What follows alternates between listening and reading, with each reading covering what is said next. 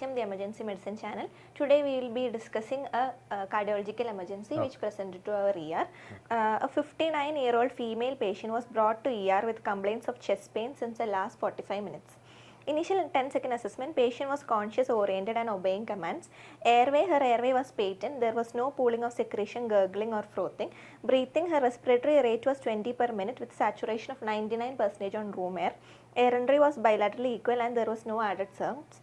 Circulation, her heart rate was 74 per minute with a blood pressure of 170/70 and a MAP of 100. All peripheral pulses were felt equally and bilaterally and peripheries were warm. There was no raised JVP. Disability, her GCS was E4, V5, M6. Pupils were 2 mm equally reactive and her pain score was 8/10. Exposure, her temperature was 98°F and hypothermia was prevented by blanket. So since she presented with history of chest pain, as a part of urgence, I wanted to take an ECG. Before taking ECG, when I only in this area there will be slight difference from ACLS. When somebody is having severe pain, we normally follow ACLS. Simultaneously, you have to initiate something to relieve the pain. Okay. Simultaneously, I am not telling to avoid the steps in ACLS, that should be done, but simultaneously somebody's pain should be relieved. Okay. So when we were exposing the chest, I just ruled out the local causes of chest pain also. So there was no herpetic lesions or any skin lesions over the chest, and there was no costochondrial like tenderness over the chest. Then I took an ECG. After taking the ECG, the name and MRD of the patient was confirmed. The ECG was having normal standardization with a speed of 25 mm/s and normal voltage, that is 0.1 millivolt. And AVR was negative, and ECG, the rate was 75 per minute and it was regular, and there was left axis deviation. P waves were normal. PR interval was 195 and less than 5 seconds. QRS was wide, sir, with a QS pattern in the right side chest, leads and upright left side leads with the RS pattern. With only 3 mm ST elevation was seen in V1 to V5. It was QRS and wide QRS complex was more suggestive of an LBBB pattern. Then there was one ventricular premature contraction. There was no other reciprocal changes or anything. R wave progression was also present. T waves was upright in V1 to V4 and it was also appearing normal, sir. And QTC was 483. So immediately this patient is having an LBB pattern, so immediately I asked for a previous ECG which was showing a normal sinus rhythm. So this previously it was normal, now there is LBBB. Heart rate? Heart rate is 74 per 74. Okay. If the heart rate is very high, sometimes you can get rate dependent LBBB. But here the patient is having LBBB with chest pain. Normally we should take it as a acute coronary syndrome, whether it is acute MI or any other type of acute coronary syndrome. It has to be acute coronary syndrome. So what is the criteria to make a diagnosis in a patient who is having LBBB with MI? So already if the patient is having a known case of LBB pattern in the ECG, if that patient comes with a chest pain, we will have to take an ECG and we have to check if the patient is meeting the Scarbosa criteria. So there are 3 criteria.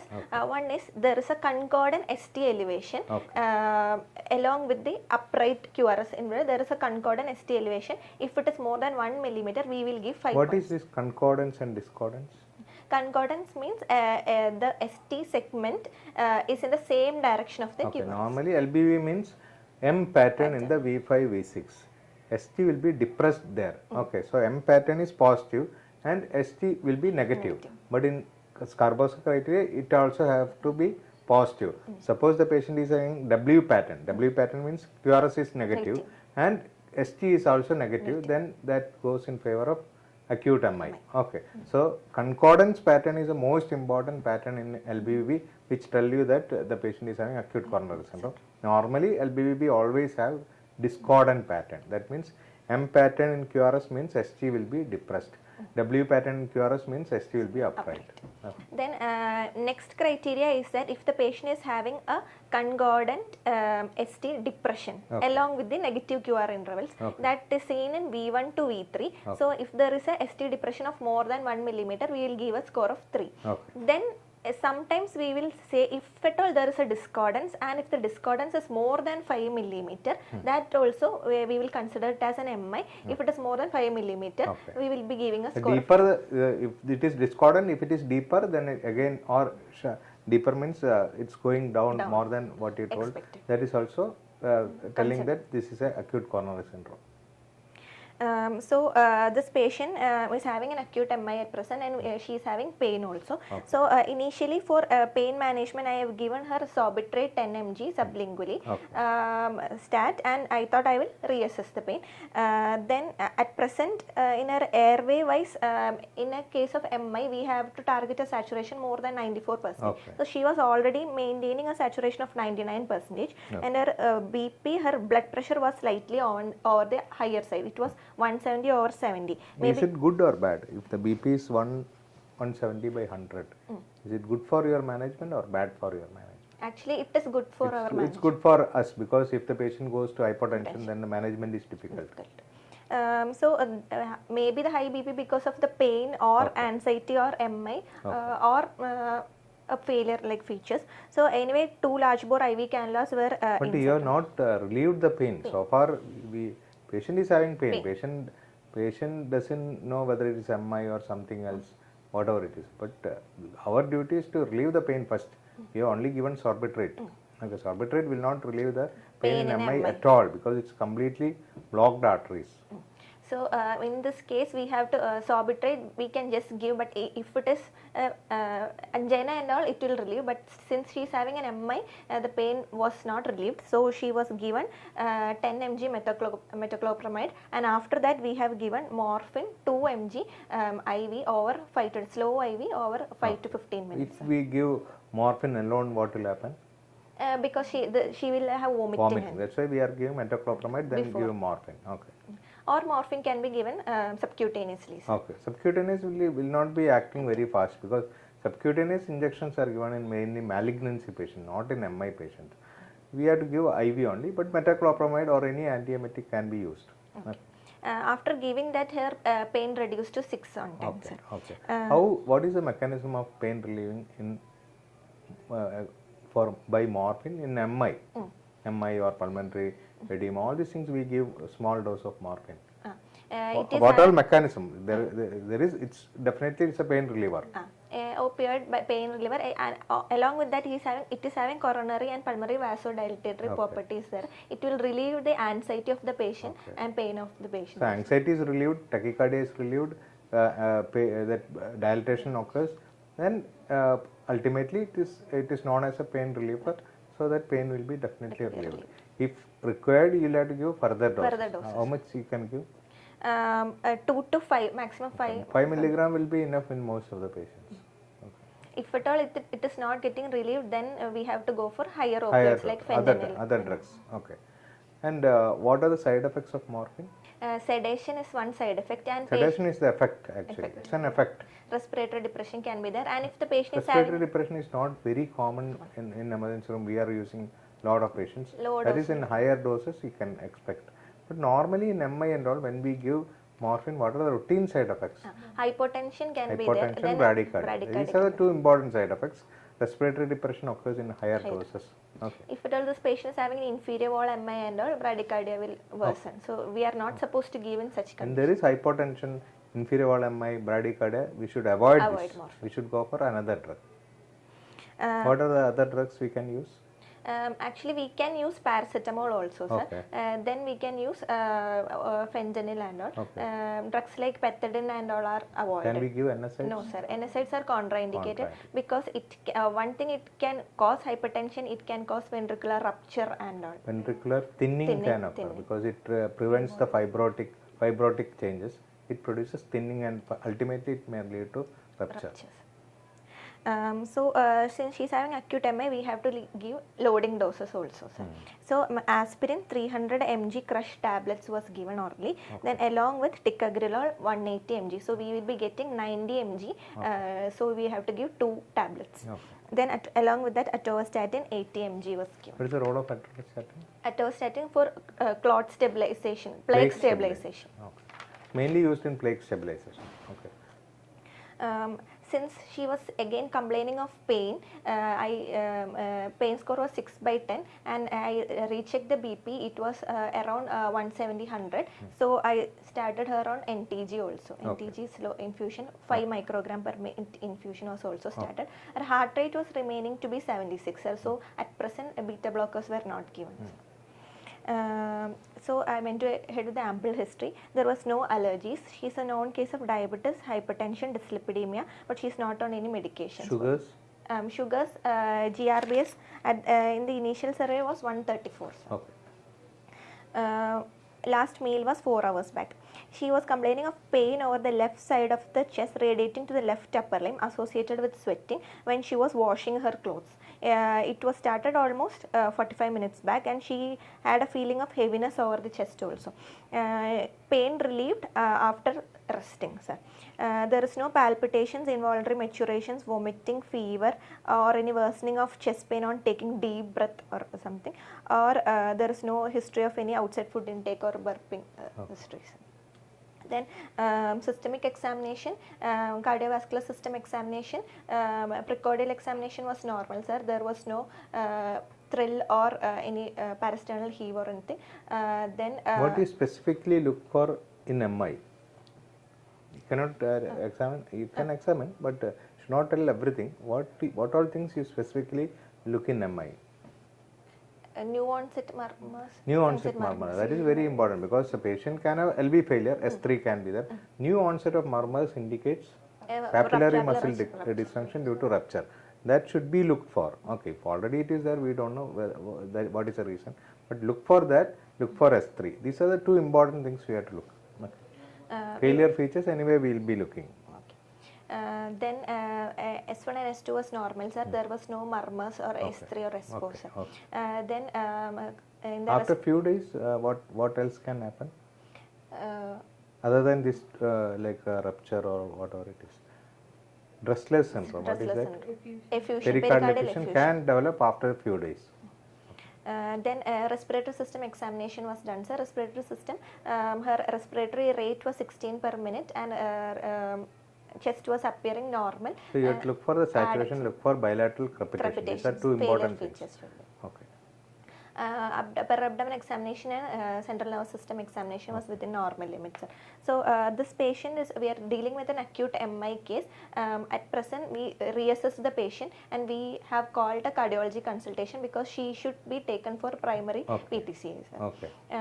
Then when the cardiologists arrived, they have planned for a primary PTCA, and by that, when we took the samples initially while placing IV cannulas, her initial troponin level came as 0.06.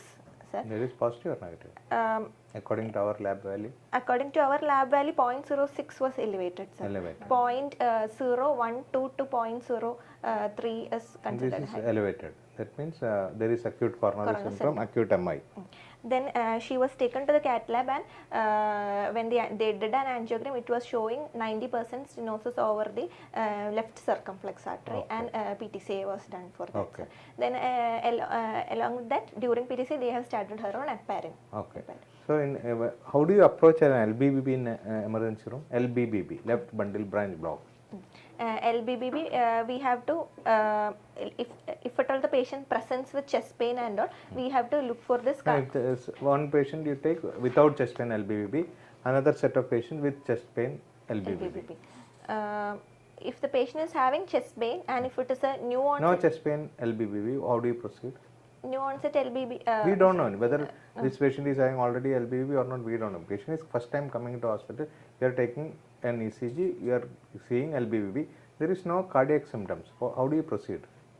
Previous ECGs should be asked. We don't have. We don't have.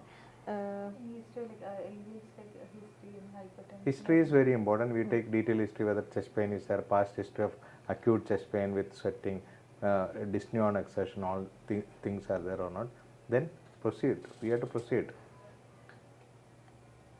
Whether there is a wall motion abnormalities. You have to in the do an septal echo. You have to do an echo and find out whether any problems are there or not. That should be done. And if possible, this patient should be taken for elective angiogram to look for any. That should be done. You have to evaluate completely, because LBBB is not a normal thing. It has to be either due to ischemic heart disease or ventricular dilatation, something like that. If the patient is having chest pain, then again chest pain with LBBB and other comorbidities. How do you proceed? We have to, if previous ECG is not available, then we have to go for the scarbosa. Most of the time we don't get previous ECGs. Yes. Suddenly patient will come with chest pain. If the patient is a follow-up patient of our hospital, you may get. Scarbosa criteria should be checked, okay. Sir. Then we have to, this patient also requires an angiogram. Echo should be done to look for any septal problems or not. And usually LBBB will be involving the left coronary arteries, sir. So the angiogram should be done and the patency of the left coronary should be checked. So if LBBB patient come with tachycardia, hypotension, how do you manage? Is it with chest pain, sir? Chest pain, tachycardia, hypotension, and ECG shows SVT with aberrancy. That means SVT with wide complex tachycardia. So in ER we will be considering all wide complex tachycardia according to the ACLS algorithm itself, sir. So so can you tell the reasons for wide complex tachycardias? Wide complex tachycardia may be secondary to the MI itself. No. Reason means you classify wide complex tachycardia into SVT with aberrancy, VT. In SVT there are some reasons like that. SVT with aberrancy is there, LBBB, RBBB, and VT. WPW syndrome. So LBBB with SVT, RBBB with SVT, WPW syndrome, patient can develop SVT. These are wide complex tachycardia and VT itself. Okay. Whatever it is, treatment is almost similar when the patient is having hypotension. So this patient is having a wide complex tachycardia, maybe due to LBBB and supraventricular tachycardia. How do you proceed? How do you manage? So already this patient is having signs of instability is there. Already hypotension is there and also chest pain is there. So ischemia features is also there, sir. So and wide complex tachycardia. So this patient should be taken for DC cardioversion should be done, sir. How do you cardiovert this patient? Yes, sir. For cardioversion, first we have to connect the patient to oxygen if at all there is desaturation. We should check the vitals. We have to connect all the monitors, cardiac monitors, saturation probe, 2 large bore IV cannulas should be placed. Then we have to get the consent from the bystanders or from the patient. We have to explain the procedure to the patient if at all patient is conscious and oriented. We have to give analgesic and mild sedative. What analgesics we should give? We can give opioids like fentanyl and all, but since the patient is having hypertension, that also should be considered. So low dose opioids should be given, and we have to select the joules, sir. So since this patient is having wide complex tachycardia, we have to usually narrow complex regular we will be taking like 50 joules and all, and wide complex we have to take 100 joules. So 100 joules should be selected, and we have to press on to the sync button. We have to on the sync. Then after proper sedation and analgesic, then we will have to after applying the jelly, we have to select 100 joules, and we have to place one below the right clavicle and one at the apex, and we have to shock, and we have to keep it for 10 seconds. Ideally we have to tell them others to clear before giving shock. Then we give shock. Then after giving shock. After giving shock, then we have to reassess the pulse. No, after giving the shock, you have to keep for 10 seconds. See, all these things are important. When we tell repeatedly, only we'll do the same thing. So keep it there for some time. 10 seconds. Take it, then see what is happening. Suppose the patient does not give consent for shock. It's a painful procedure. Even if there is small pain, it is a painful. The patient is telling, I don't want shock. Patient is having LBBB with supraventricular tachycardia. Slight BP drop like 100/60, but chest pain is there. What else you can do? Patient can Medical management can be done, sir, but What medical management I am asking? drugs can be given, What sir. drugs? Drugs like procainamide, amiodarone, sotalol, and lignocaine, and the drugs used in. Okay. Amiodarone can be given. Amiodarone. Can we give beta blockers or calcium channel blockers? Diltiazem? Usually narrow complex. Usually it is given in narrow complex complex tachycardia because there is a chance of aberrant pathway. That's why we are avoiding these drugs. But we already know that patient is having left bundle branch block. It's not an aberrant pathway. It's an aberrancy in the pathway. It's not an aberrant pathway. So we have a patient with supraventricular tachycardia and there is LBBB. Patient is having slightly lower BP. He is not allowing us to give shock. Okay. If we give diltiazem, there may be sometimes fall in BP, some further fall in BP. But if the fall in BP, original fall in BP was due to tachycardia, it is going to revert back to normal. Some patient may respond to diltiazem or beta blockers, but we should be very careful. Anytime the BP can go low. That's why we always prefer amiodarone. Amiodarone does not have that much BP fall like beta blocker or diltiazem, but some doctors prefer to give diltiazem or beta blocker. If there is no aberrant pathway, it is not going to make any problem. It may improve the condition, but we have to anticipate an hypotension and we should be ready to manage it. But according to ACLS criteria, ACLS guideline, it is not useful or it is not used. In a wide complex tachycardia, the treatment, medical treatment is different or the shock is also different. Okay. But if you know that the wide complex tachycardia is due to LBBB, the SVT, you can treat like an SVT only. Narrow complex tachycardia, how you are treating, that is possible, but you should know whether it is SVT with LBBB or RBB. It should not be SVT with an aberrant pathway. That is very, very important. Okay, so what happened to this patient ultimately? So she had a 90% stenosis of the left circumflex artery, and they did a PTCA, sir. Okay, so what will be the follow-up for this patient? So when we are discharging, we have to discharge her with antiplates. The minimum drugs you can tell. I am not asking all drugs. Aspirin 150 mg. Ticagrelor should be given, sir. Statin should be given. Okay. Then beta blockers should be given. Beta blockers can be given. And to prevent ventricular remodeling and all, we should start AC AC inhibitor or or ARBs should be started. These are the basic drugs to be given for all patients. Then depending on diabetes or something, other drugs can be added. Okay. Thank you. Thanks.